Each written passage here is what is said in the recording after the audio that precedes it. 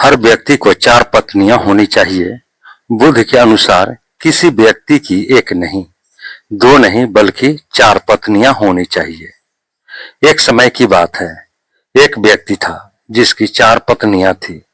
वह उस दौर की बात है जब भारत में एक पुरुष को एक से अधिक पत्नियां रखने की इजाजत थी। उसका जीवन काफी अच्छा चल रहा था, लेकिन परेशानियां भी बहुत दूर नहीं थी। वह काफी बीमार पड़ गया। उसकी बीमारी ठीक न होने की कगार पर आ गई थी। अब उसे समझ आ गया था कि उसकी मृत्यु का समय बेहद नजदीक है। इस बात का आभास होने पर वह काफी अकेला और उदास रहने लगा। लेकिन तब उसने हिम्मत करके अपनी पहली पत्नी से प्रश्न किया, प्रिय, मेरी मृत्यु काफी नजदीक है। बहुत जल्द मैं अपना शरीर त्याग कर संसार से मुक्त हो जाऊंगा, लेकिन मैं अकेले ही यह सफर तय नहीं कर सकता। यह सफर तय नहीं करना चाहता। मैंने हमेशा तुमसे प्यार किया और अब भी प्यार करता हूँ। क्या तुम मृत्यु के बाद मेरे साथ चलोगी जहां मैं जाऊं? इस बात को सुनकर कुछ क्षण के लिए उस व्यक्ति की पत्नी खामोश हो गई।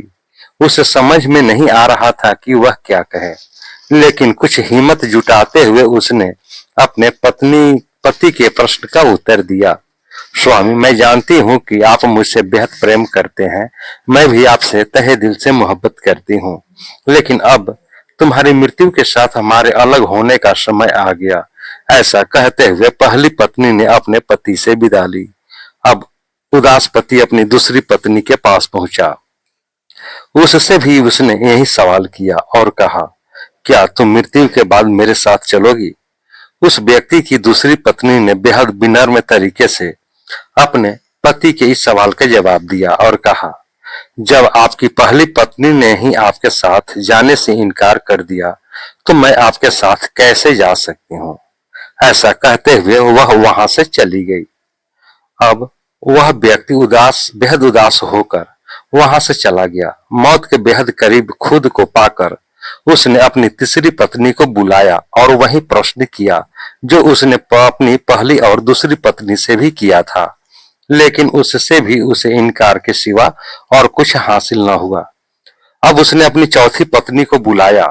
अब तक वह सारी उम्मीदें खो चुका था, इसलिए अपनी चौथी पत्नी से वही सवाल करने की हिम्मत न कर सका। वह चुपचाप अपनी चौथी पत्नी को देखता रहा।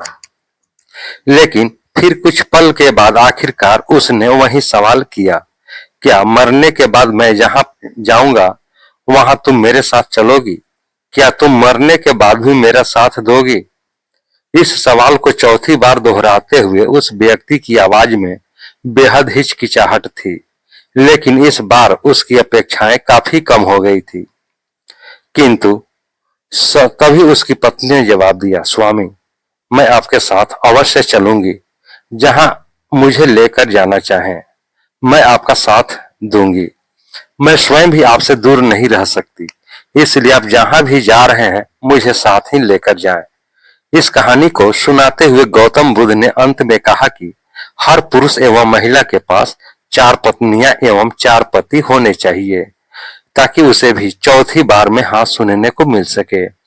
किंतु कहानी में बताई गई 4 पत्नियों को गौतम बुद्ध ने जीवन के एक खास पहलू के साथ जोड़ा है। गौतम बुद्ध के अनुसार कहानी में पहली पत्नी हमारा शरीर है, जिसे हम कभी भी अपनी मृत्यु के बाद अपने साथ लेकर नहीं जा सकते। मनुष्य कितना ही प्रयत्न क्यों न कर ले, लेकिन उसका शरीर मृत्यु के बाद उसके साथ नहीं जाता। दूसरी पत्नी है हमारा भाग्य। मृत्यु के बाद कैसा भाग्य? मृत्यु ही तो अंत है। इसके बाद हमें क्या मिलेगा और क्या नहीं, यह हमारे कर्मों पर निर्भर करता है। लेकिन मृत्यु के बाद हमें जो मिलता है वह एक नई शुरुआत ही है। इसलिए हम अपने भाग्य को कभी साथ नहीं ले जा सकते। कहानी में तीसरी पत्नी से तात्पर्य है रिश्ते।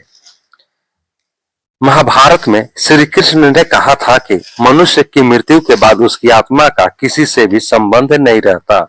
आत्मा किसी की नहीं होती। जब तक उसे नया शरीर न मिल जाए उसका कोई सगा संबंधी नहीं होता। इस बात को श्री कृष्ण ने अर्जुन को समझाया था।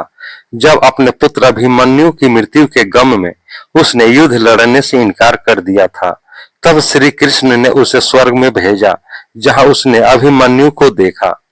पुत्र को आंखों के सामने देखते ही अर्जुन अति प्रसन्न हो गया और गले से लगा लिया। लेकिन जवाब में अभिमन्यु ने अर्जुन को पीछे धक्का मारा और सवाल किया कि तुम कौन हो?